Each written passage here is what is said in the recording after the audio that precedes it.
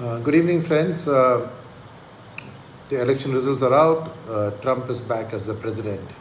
Indian markets have celebrated this. Stock markets world over, American markets have celebrated this.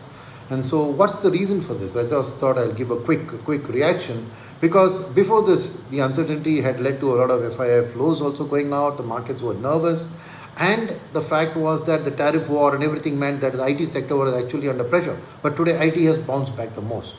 So, what do we try to decipher from this? So, I want to give a quick few points around the whole Trump election result and the positive reaction of the market to try to help you to understand this from my perspective. The first is that the markets have reacted positively because of the removal of uncertainty. The second is a known person is coming, so there is clarity around his policies, his thought process. So markets don't like uncertainty, they like certainty. Even if there are negatives within it, at least they can be planned for and addressed. So the first thing is that it's a relief rally from the clear-cut mandate that Trump has got.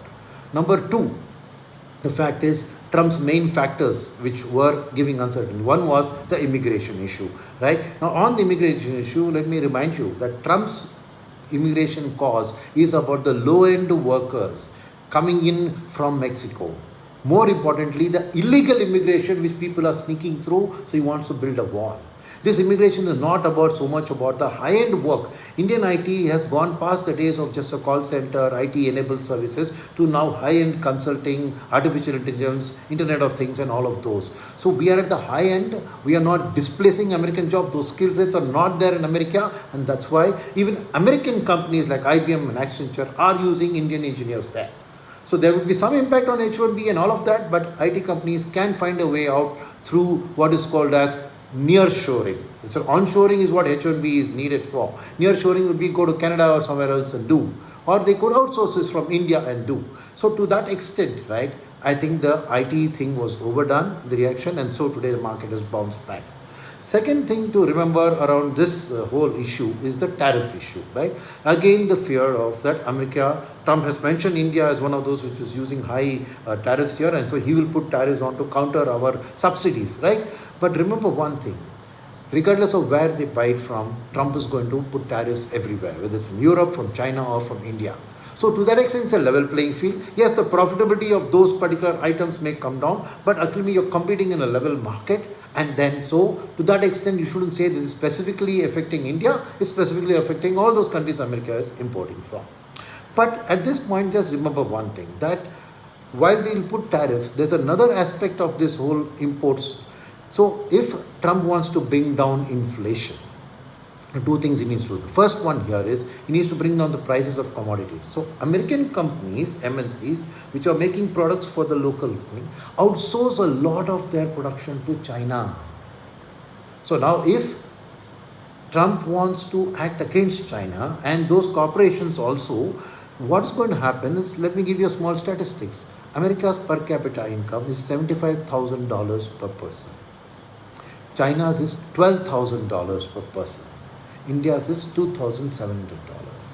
So any move against China means that those companies who are currently outsourcing in China, by shifting to India, would actually improve their profitability and perhaps bring down the prices of the products.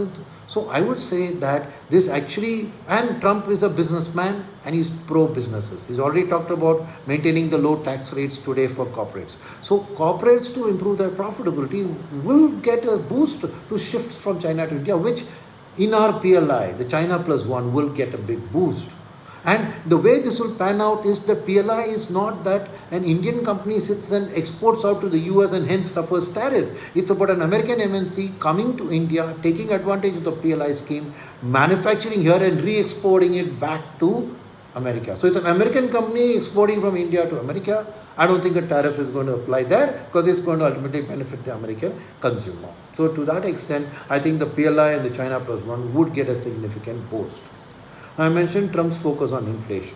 Another way that this focus on inflation is going to help India economy and naturally the markets is that he's today talked in his speech about pumping more oil, using shale gas, because the biggest inflation hurt to the American consumer is the gas prices, because they travel a lot long distances with their vehicles, and that's what hurts them most, and which is what has hurt Kamala Harris in today's election. So, if Trump is going to reactivate close the shale gas shells and improve them, and improve the crude oil production, then oil prices are going to head down worldwide. And if that happens, India as an 85% importer of crude oil, the economy and all those companies which use crude related derivatives as their raw material plus inflation, everything in India will get a benefit, and I think that positive is partly also reflected in today's market rise and will continue to help. So if Trump has to control inflation, he has to do these two things, and I think they are beneficial.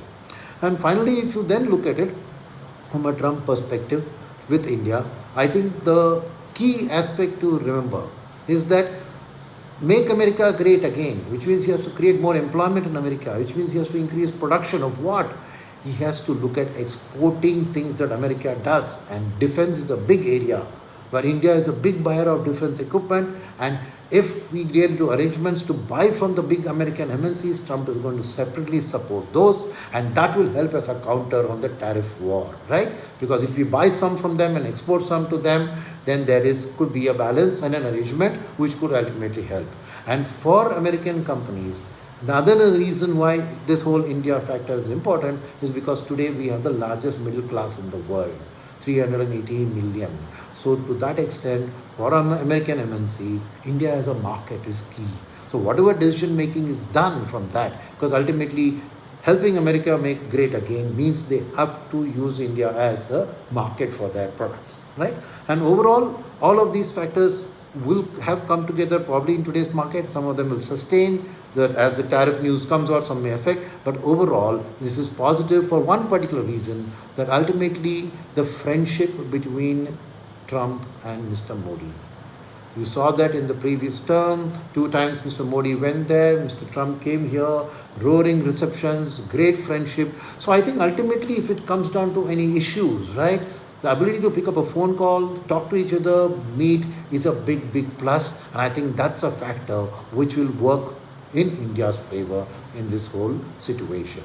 So overall, I think I've tried to explain why the markets bounced back today. I hope you found that useful. And I think in the coming days, there will be volatility. FIs will pull out for other reasons like hedge fund profit booking and Fed rate hikes, and all of that will happen. But overall, I think the sentiment is positive. There will be hurdles on tariffs and everything you will hear in the days to come. But overall, I think that there are enough positives in this for you to remain committed to Indian equities in the market, and there's no need to really alter your portfolio significantly because of this. Thank you very much. Have a good day.